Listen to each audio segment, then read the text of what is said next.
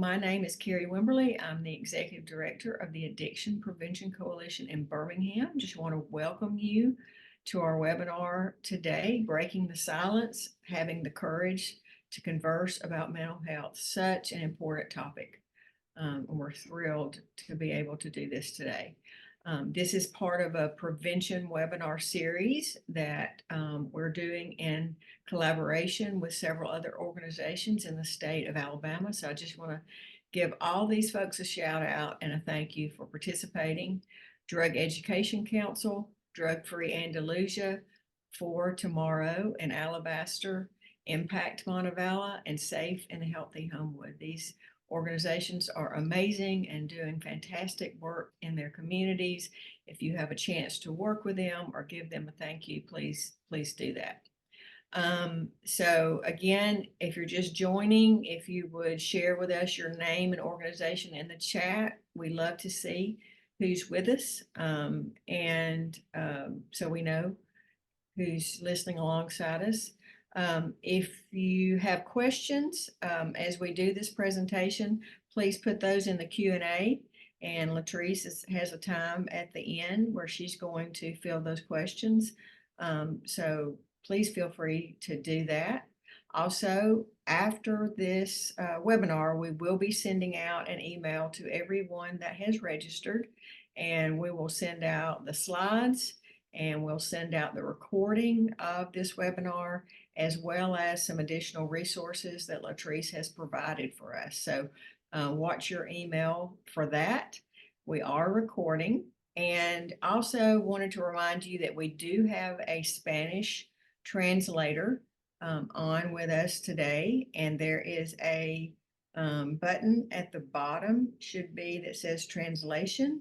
And you can click on that and click on Spanish, and you will be able to hear the presentation live in Spanish. And we thank Homewood for providing that for us and making sure that's working properly. So thank you so much for that.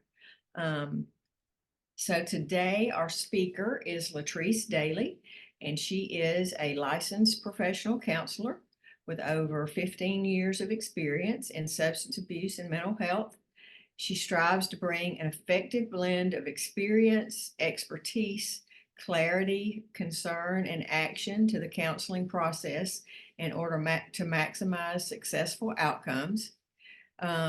She specializes in treating anxiety and depression, usually using scientifically researched methods that are evidence to result in long-term change and improved mental health.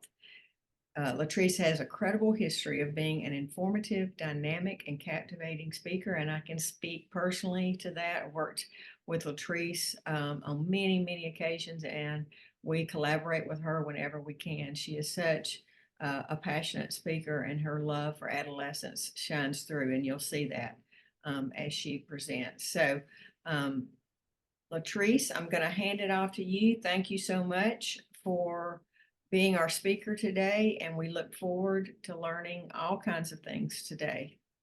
And you can take it away. Good morning. Good morning. Thank you, Carrie, for that beautiful introduction. And thank you, APC, for always thinking of me and getting me the opportunity to talk about subjects and to populations that I'm passionate about. It is my pleasure this morning to speak with you about breaking the silence, having the courage to converse about mental health. So, guys, we live in a time where bullying, adolescent and childhood suicide is prevalent, school shootings, mass shootings. And I was thinking about this before I got on.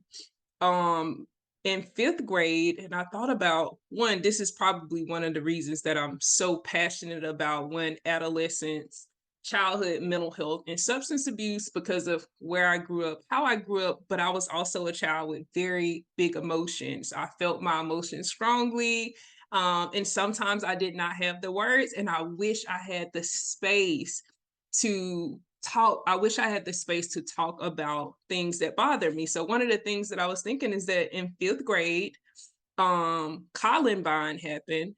5th or 6th grade, Columbine happened. And then when I was in 11th grade, the the World Trade Center happened. So one of the things that I remember feeling, seeing, even though this did not happen directly in my town, school, or state, one of the things I could really remember thinking about going to school was that school was no longer safe.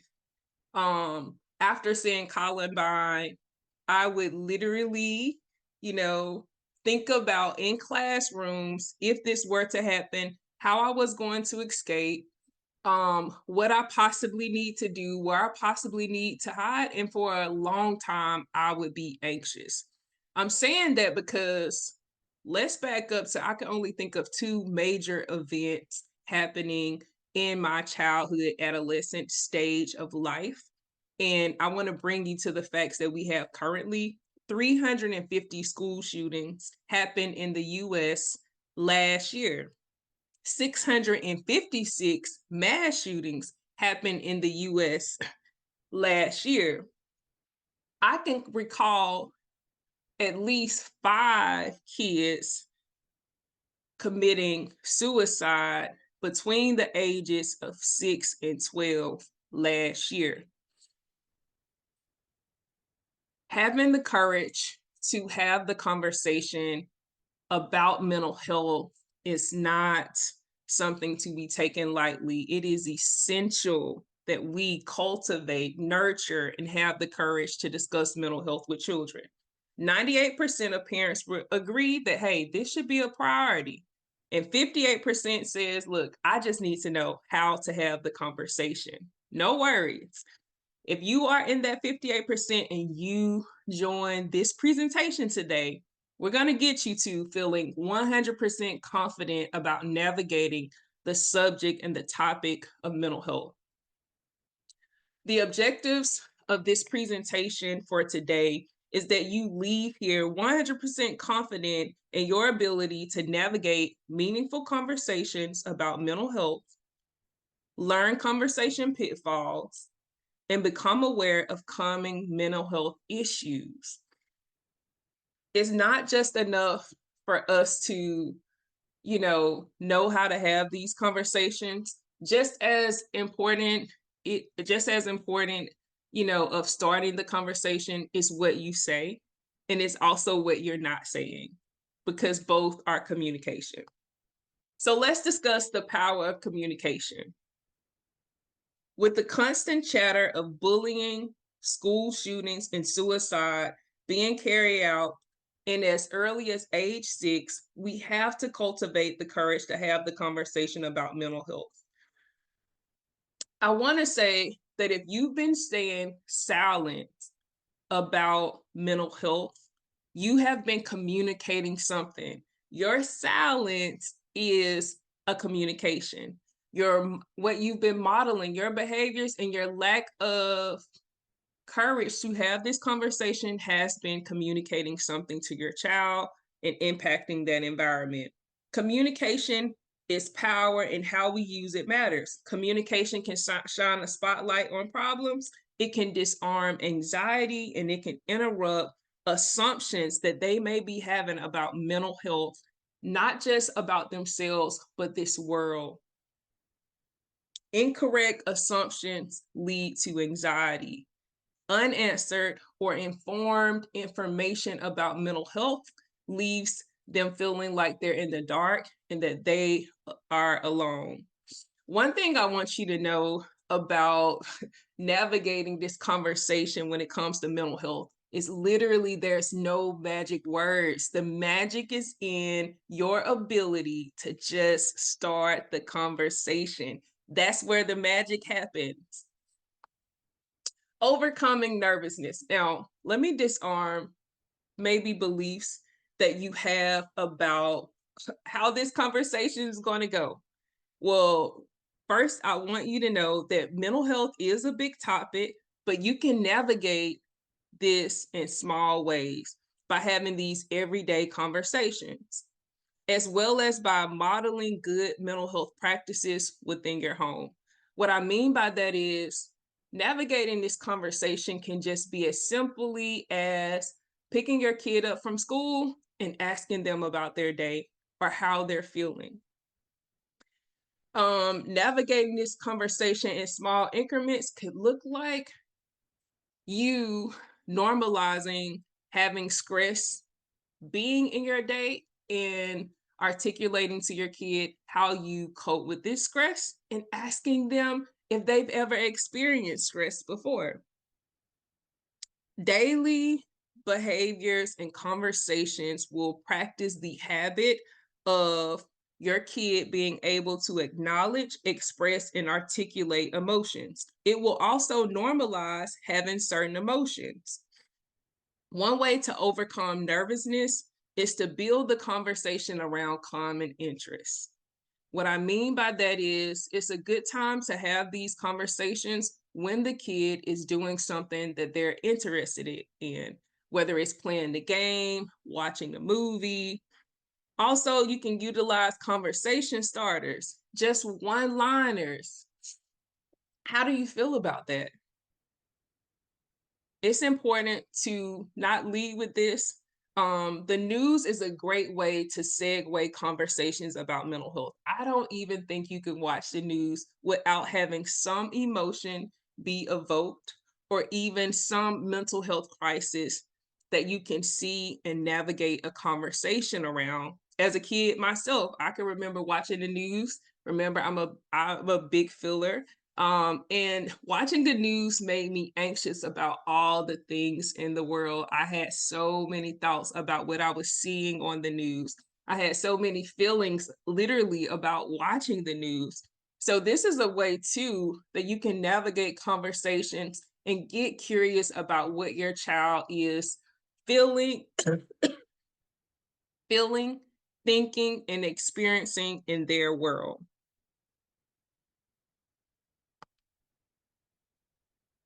Conversation pitfalls. Talking too much. First, this is another way to disarm this nervousness that this conversation is literally not about you. It's not, it's about them, right? So, in this conversation with your kid, you shouldn't have to talk too much. You should be doing more listening than talking. Another pitfall is using guilt or shame. I will tell you that with this generation we have where information is at their fingertips, using guilt or shame to talk to them will literally close the conversation. Shame does not, shame impedes the progress of trust and transparency. I'm going to say that again because that is a big one. Shame impedes the process of trust and transparency. If you shame them instead of validating certain feelings and emotions, you just cause that kid to distrust what they are feeling and also feel unsafe in what they are communicating to you. Not listening. I want to say this. We listen, guys, not just with our ears, we listen with our body language. This is such a big thing for adolescents. You need to listen with your body language, with your eyes, with your ears, with your facial expressions, and even with your body, because your behaviors, even your tone of voice, even what you're not saying, your facial expressions, an eye roll, a side eye, is all communicating something to that kid. And we want them to be disarmed in their communication. We want to keep the conversation open and we want to be curious. All right. So, one of the 4 things I'm going to tell you here about keeping the conversation open is compassion. This is a great way to start the conversation, is around compassion instead of judgment. If you're seeing a certain behavior or feeling, or you notice something in your kid, start with compassion. What would you say to your very best friend? Right? The other thing is be curious. Curiosity will keep the conversation open. So, yes, it is certain things that you know about feelings and emotions that this kid does not, but we're not in this conversation trying to measure our expertise and inform the kid on what we know. We are trying to be curious and uncover and explore what the kid is feeling. So, I'm going to ask questions, right? I'm going to be curious about what they're feeling, what they're seeing, where things are happening in their body, and how how this is impacting them. The other thing you want to do is provide lots of confirmation. Ah, yeah, I've experienced that before. You want to confirm and affirm their feelings because affirmation and confirmation literally gives us all this relief that we desire when communicating that says, oh, I'm not the only one that's going through this. Oh, me too, right? After you provide compassion, curiosity, confirmation, try to connect around what the kid is telling you. This may be hard for an adolescent who thinks they know it all and you can't connect. But in the conversation, look for the to connect. Okay? Be curious, ask questions, keep the conversation open, and you should probably listen more than you talk. Remember, fear-based conversation does not work for transparency, and it impedes vulnerability. Shame will derail confidence to converse about feelings. So those things you definitely want to keep away from when you're navigating the conversation about mental health. When talking about mental illness, parents should communicate in a straightforward manner. You should also communicate at the level that is appropriate to a child's age and developmental level. And you should also have discussions when the child feels safe and unsafe. Oops, sorry, let's go back to that. Slow down or back up if the child becomes confused or looks upset, and watch their child's reaction during this discussion.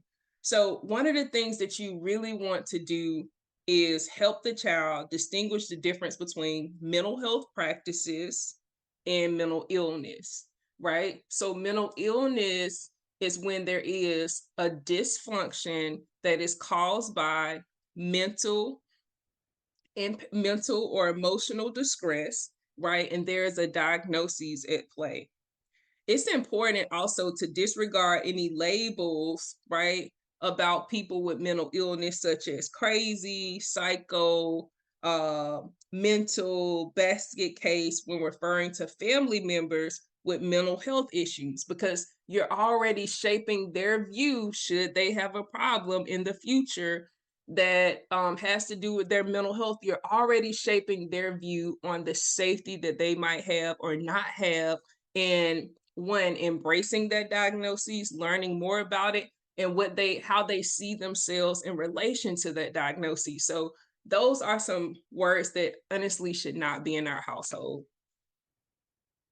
um More than what you say, you want to know that what you are doing is modeling something to your kids about mental health. Another thing, if you are a workaholic, you never take time for yourself, you're irritable when you get off of work, you are communicating something to your kid about how to deal with stress. If you are a person that literally, when you are depressed or sad, you tend to isolate and be withdrawn, you are showing your kids how to deal with stress. If you are a person that gets very angry and you're throwing things and you're irritable and you project that anger onto the kid, you are modeling to them how to deal with their emotions. So it's important, more so than what you say, that you model practices that convey the importance of nourishing good mental health and positivity around embracing mental illness. I would say also it's so important if you have an adolescent, and I would say even a kid, middle-aged kid, it's so important to have a conversation about predisposed mental health conditions that run in the family, and to talk about these things in a positive light, and also in a place where they would have the space to know that this is something that we typically deal with in our family, just to disarm anything that they may be feeling. It's not enough to just say, auntie so and so is crazy, she's always all over the place. she's always, disrupting things. If we talk about that family member that has a mental illness in a negative way, and should our child have to navigate that same journey, we have already shot ourselves in the foot and impeded the progress of that child feeling emotionally safe about and emotionally safe in their willingness to be vulnerable by how we've modeled and talked about mental health in the past. So this is just something that you just want to be mindful of. Age considerations. So with preschoolers, kids that are very young children, they only want clear and simple information. They don't need a lot of information. They just need clear and simple information. One of the things that I would suggest for preschoolers is books.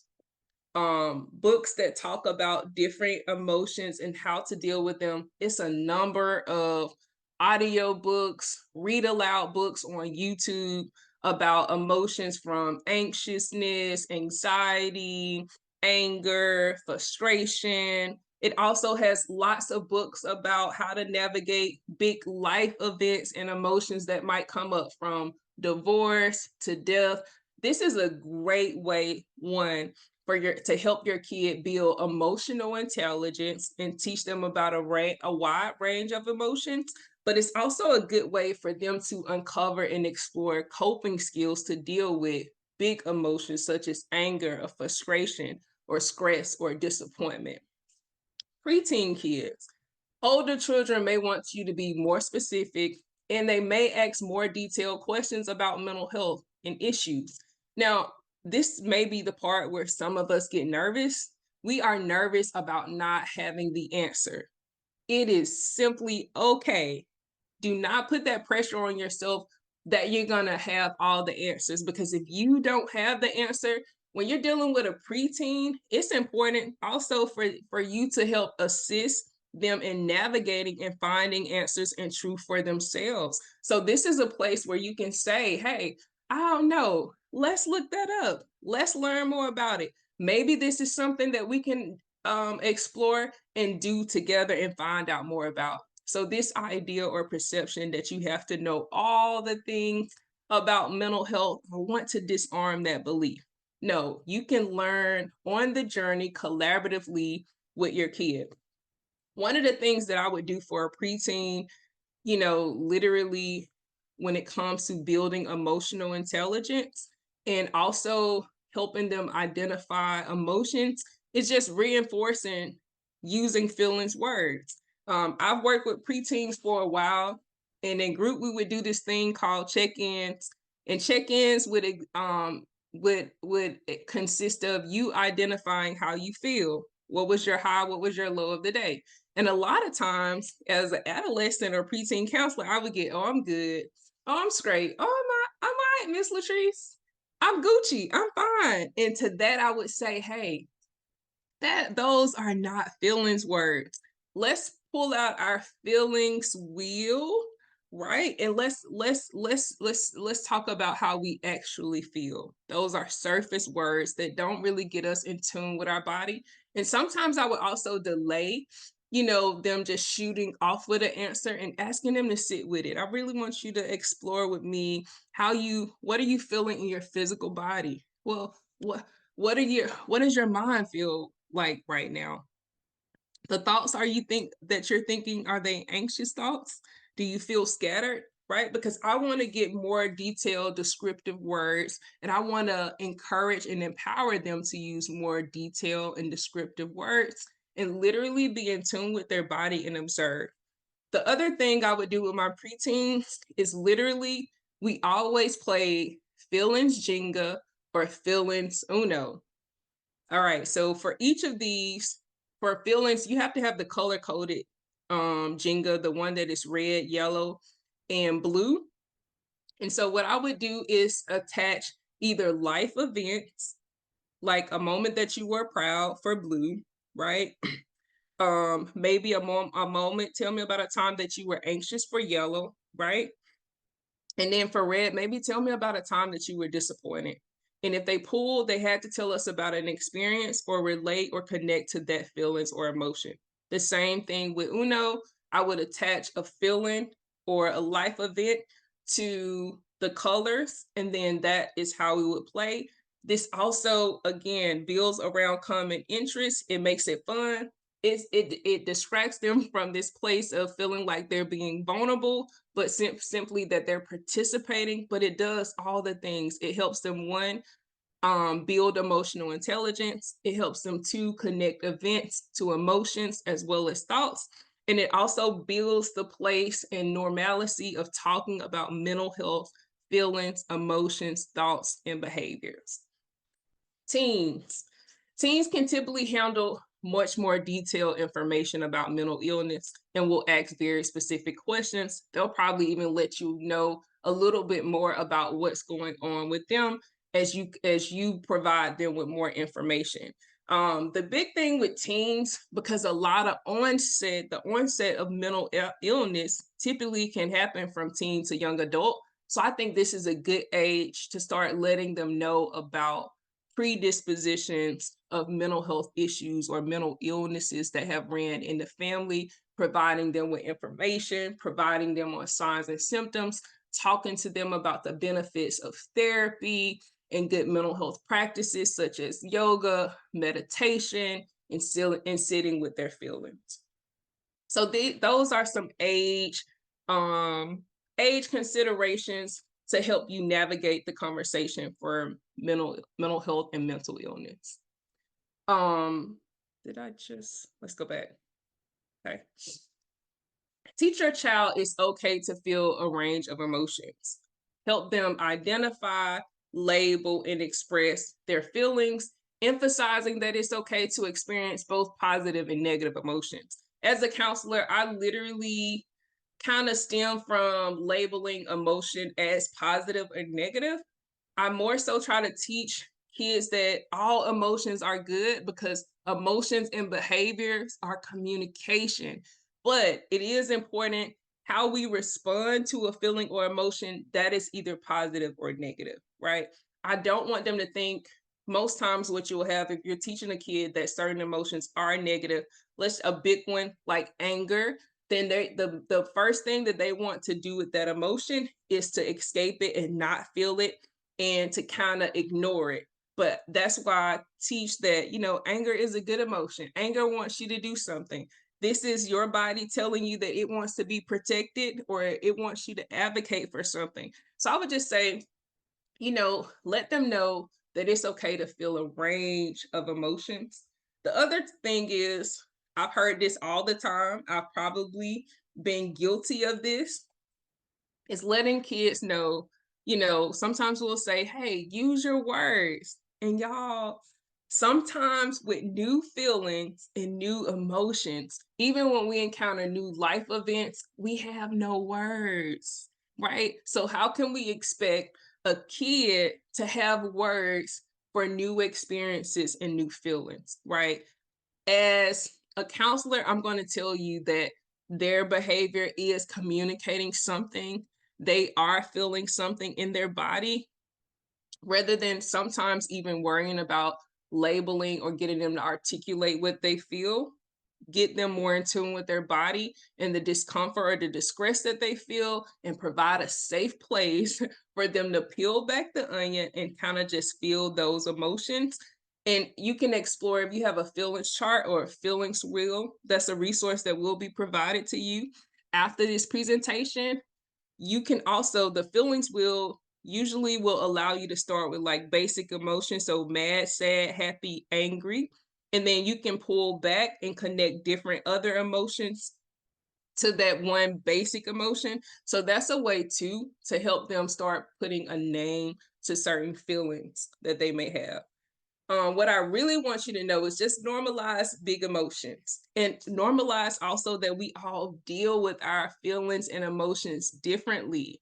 I would say for a kid who is very expressive and a feeler, you want to normalize that it's okay how they deal with their emotions. If it's inappropriate ways that they're dealing with their emotions, you want to guide and support them to more appropriate ways of dealing with their emotions, and literally just affirming that anger is a big emotion, disappointment is a big emotion, grief is a big emotion, and so that these emotions might be persistent, or they also may not go away as easily. One thing I would say, that you want to teach your kid about feeling a range of emotion is sitting with the emotion, right? When I say sit with the emotion, that means that my primary response, even as a parent, is not to fix that emotion for my kid or take away that feeling. My goal is to facilitate support and helping them to sit with the emotion, be curious about it, observe what they may be feeling in their body, and to provide some compassion. Again, that's another resource that you'll be able to get at the end of this slide about helping your kid to actually sit with their emotions. Help them identify potential mental health challenges. So you want to tell your kid that everyone feels anxious, sad, angry from time to time, but sometimes difficult emotions are persistent and they won't go away without proper attention, right? I usually am a big advocate of telling my kids that emotions do not want to be pushed down. They don't want to be ignored because our emotions will bully us. They will fight for the driver's seat if we don't acknowledge them. And so, as a parent, one thing that you can tell your kid is that feelings just want to be felt. There is nothing to do with the feeling but to feel it, right? If you notice changes in behavior, mood swings, withdrawal, sleep issues, or decline in academic performance, remember all of everything that's being shown to you behavioral wise is communication. So when you see these behavior changes or things, academic changes or withdrawal, ask more questions. The other thing I might ask is, is my kid doing the basics of mental health?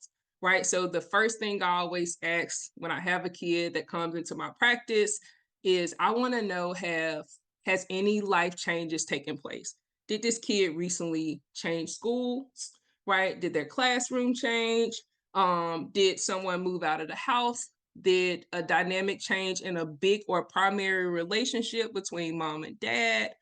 I also want to know not just about if they're sleeping. I will ask questions and ask the kid about the quality of their sleep, because maybe the quantity of their sleep is they're sleeping from 6 to 8 hours, but also the quality isn't good because within that 6 to 8 hours, they wake up or they're having a difficult time going to sleep. The other basics of good mental health, when I see a mental health challenge, I would ask, well, what is the kid eating? Because believe it or not, food does impact how we show up emotionally. If the kid is, I had this happen the other day. Kids have coffee. I did not know this, but kids, coffee can be not good for a kid that is already overstimulated or does not, is easily experiences emotional overload. So caffeine, sweets, sugar, right? Did something in the kids' diet change? I would want to know about those things because all of those things promote when it's good nutrition, good sleep, right? When there hasn't been any life changes. And if there has been, you want to provide support because all of those things could lead to mental health challenges. And y'all, I want to say that even things that we see as good, let's just say like a move from one neighborhood to the next, but we see it as good. And yes, we got a home or we have a bigger space for our kids, but even things like a move from one neighborhood to the next impacts our kids mentally and emotionally. So again, you want to practice compassion, you want to be curious, you want to ask questions, and you want to confirm their experiences, and you also just want to ask how you can support them. Here are some common mental health disorders in the US. ADHD is literally at the top of the list. So is depression, anxiety, and other behavioral disorders. These are things that you want to be mindful of and literally possibly as early as you can start having this conversation. I would say around 6, you want to start telling your kids about and modeling to them how to deal with certain emotions from age 3 to 5 and building their emotional intelligence and nourishing like a safe place for them to talk about their feelings. But I would say from 6 to 17, you definitely want to start talking to them about and just kind of be aware and attentive to signs of these common mental health disorders such as depression, anxiety, and behavioral disorders. Basics for a child's good mental health. You want to have unconditional love and positive regard. You want to convey and nurture good self-confidence and high self-esteem. You want them to have the opportunity to play and be an actual kid. Y'all, it is when we give kids responsibilities and tasks too soon, that impairs their ability of their childlike states. Also, when we place adult responsibilities on kids too soon, y'all, that impacts how they show up mentally and emotionally, not just as a child, but even as an adult. We want to be encouraging and supportive caretakers. We want to provide safe and secure surroundings. Okay. And now we're going to open it up for questions.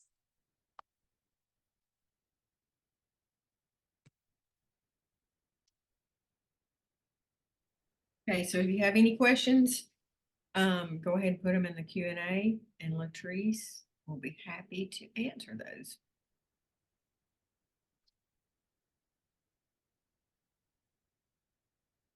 I'll look through the chat to see how many people are feeling like they are in that 90 to 100% feeling confident about navigating now the conversation on mental health.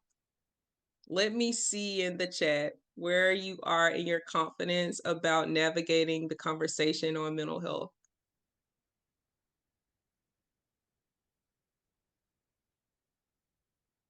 Okay, Stephanie.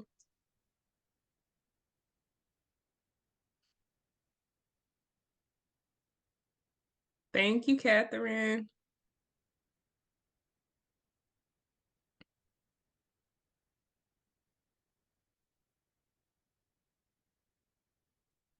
And Latrice, I have a question. Okay. How about working? I know when my sons were young and we did have some substance use issues as they got older. There was definitely some aggression is probably too strong, but you know, when they were combative So in like some of those conversations. Just actually trying to get them to express how they feel. so with boys is different, right? Yeah. Boys are different. They are not big communicators. Yeah. As a counselor, I would say their behaviors and what they're modeling to you, even if inappropriate, is communicating, and it's probably their primary form of communicating. When it comes to anger and aggression, the first thing that I usually try to teach my kids is that I want you to know that anger is an emotion that we kind of resort to, right? Because it's the one that makes us feel safe. It makes us feel empowered. And so the first thing I would educate them on is like primary and secondary emotions. Yep. Because I would want to say, I always ask like, what's underneath your anger, right? Yeah. Because I know that's the one that you resorted to because it's intimidating and it's gotten people off of you. And I understand why you utilize that because that's me confirming and affirming, right? Yes. Because I want to keep it open. I want them to know more than how you showed up and displayed this emotion was wrong. I have to first get to the place where I can keep it open and disarm this defensiveness so that Yeah. I can get to the meat. Well, what do you Yeah. think was underneath your anger? Was Yeah. it disrespect? Was it frustration? Right. Yeah. And then I always, as I get more information, I would use that as a place to offer them suggestions. Right. Yes. Because once you get to a team, Yep. they know it, okay, guys? Yeah. They They know know her. all the things. So you want to do more suggestion. You want to even ask if it's okay for you to offer. Yeah. Can I tell you something? Is it okay for me to tell you how I've dealt with that in the past? Yeah, Can I offer you a solution? You want to ask because they feel like an adult, and you kind of have to encourage also that place and respect that for yeah, them. Also too, aggression and agitation can be a sign of being overstimulated, yeah, right? And so I want us to know too that in anger, most times when we first feel it, we do not trust that we can feel this emotion and express it, and manage it. So sometimes it's just about helping them develop the tools and the confidence to manage the anger, as opposed to the anger managing and driving their expressions, their actions, right? It's teaching them how to know that yes, this is emotion that you can feel big, but you can also manage it and disarm it and simmer it down. yeah, One of the things that I like to say about anger is like boiling water. If you walk away from water and it's on the eye, if you walk away from it, it can go from boiling over literally within a moment of seconds. So you have to manage it. You have to tend to it. And yeah, the other thing I would say is like giving them um helping them identify anger warning signs. So like the subtle signs before they reach a 10. yeah, And that's why I said to help them to kind of, observe what's going on in their body, connect what they're feeling with their body and their thoughts. Because I always say your thoughts is either fire or water. I mean, gasoline or water on a fire, right? If yeah, you want to extinguish what you're feeling and how you're perceiving a situation, you need to think thoughts that disarm yeah, and regulate, manage those thoughts.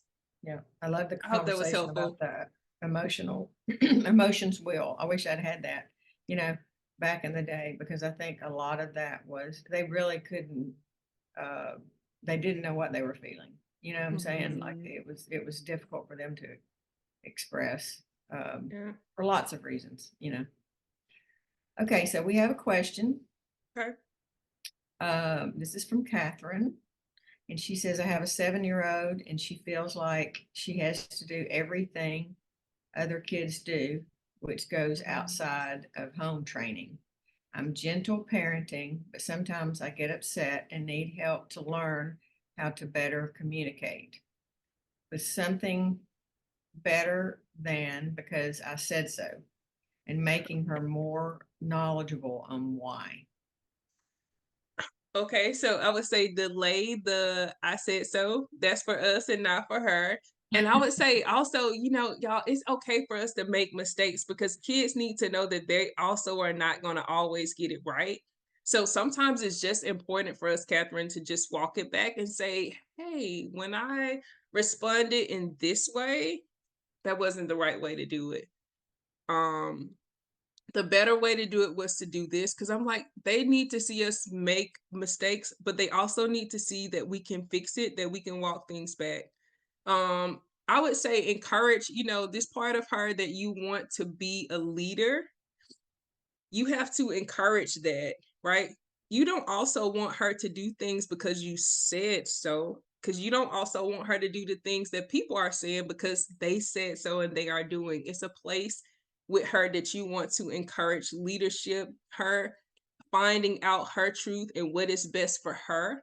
And so I'm like, part of that kind of just starts in daily activities that you do at home, acknowledging and affirming her voice, her choices, providing suggestions on what is better, best suggestions. So what could be better for best, but affirming her strengths and letting her know that she's a leader and where she's following people, that people will actually follow her, and that's the best position to be in. That it is better that that people follow her than her follow people.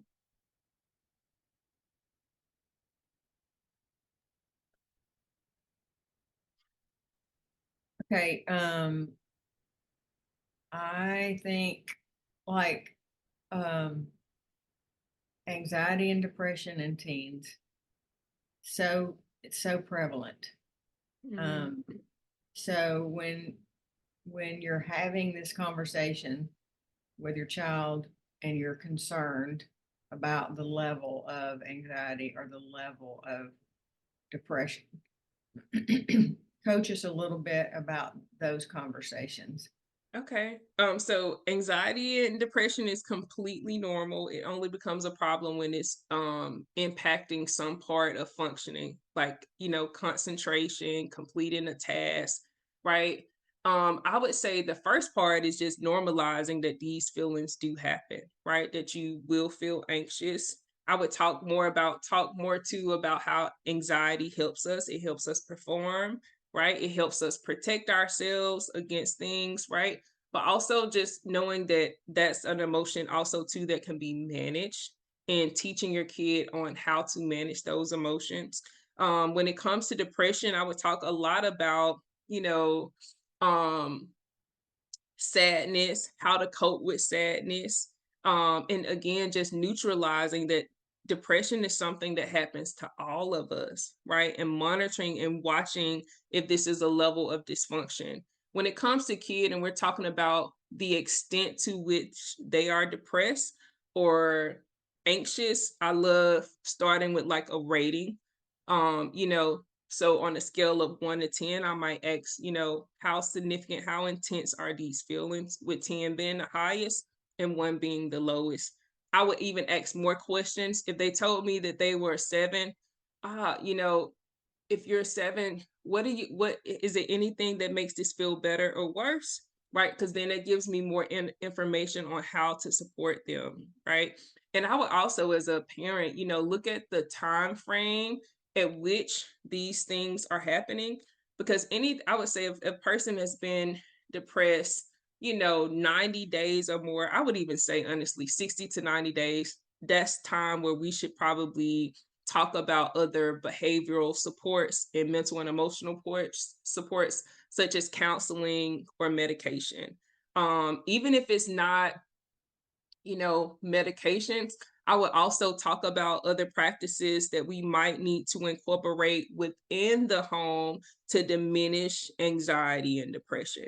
That could look like, for kids that, are really anxious, I would say probably starting their day with like a progressive muscle relaxation exercise. You can find those on YouTube for 5 minutes. And the same if a person is having trouble or feeling anxious at night, I would take the time to cultivate practices that disarm this anxious mind and anxious thoughts, either at the beginning of the day or at the end of their day. If a person, if you're having a kid that is depressed, I would model and incorporate information and practices that don't make room for depression to like set the mood for depression. So if you have an adolescent that is depressed, they're probably listening to pretty sad music. They probably don't open the blinds or open their door, right? But I would help them and empower them to incorporate practices that don't set the mood for depression, and literally identify contributing factors that may be exacerbating the depression and or anxiety. Thank you, Latrice. That's very good. All right. Any more questions today? So good. And my last question, and that is, they get to high school and then you are no longer cool, and what you say is meaningless. So, as a parent, any suggestions on keeping those lines of communication open enough so that when they do reach a place that they need some help, that they will know that you're there? Yes, I would say the main thing, is nourishing this place of independence and exploration of their truths, right? So sometimes when kids have opinions, especially adolescents, it's very wrong, but they're wrong and very loud and boisterous about being wrong in their thoughts. But I'm like, sometimes you do have to affirm, one, their ability to search and find truth, and suggest or support them in navigating correct information. I would say don't, delay offense, because I feel like sometimes that's the thing with adolescents, and teenagers and how they communicate and what they think that they know. We tend to get offended as an adult, and I'm like, delay offense, have compassion, confirm the accurate information, and support them in finding new and right information. I would also just say, delay judgment. If you are judgmental when they're coming to you or telling them things, if you're also name calling or telling them that everything that they think is dumb or ignorant or stupid, I don't understand how you came up with this. Well, guess what? You're also damaging their ability to talk to you openly about this conversation. You're also damaging their ability to be resilient in navigating their truth and their sense of independence and their trust in self, and damaging their self perception. These are all the things: self perception, self confidence, independence, autonomy, that we want to nurture. Because even if those don't play well for us in this instance, it's definitely going to play well in the instance of them nourishing into a better adult mentally and emotionally. You're amazing, Latrice. Now all these other people get to see how amazing you are.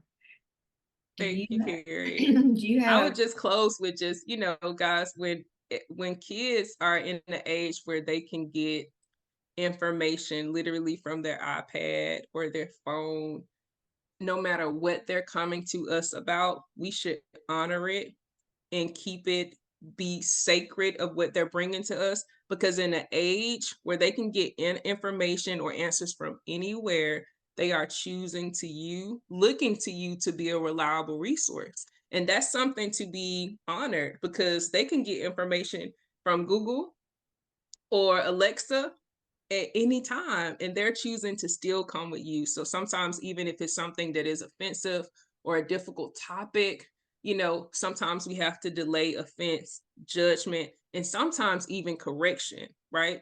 So that we keep the conversation open. Delay it a little, and then I always just say, honor the effort, honor their effort, honor their ability to be transparent and vulnerable for you, even if it's loud and wrong. all right. Thank you guys so much for joining us.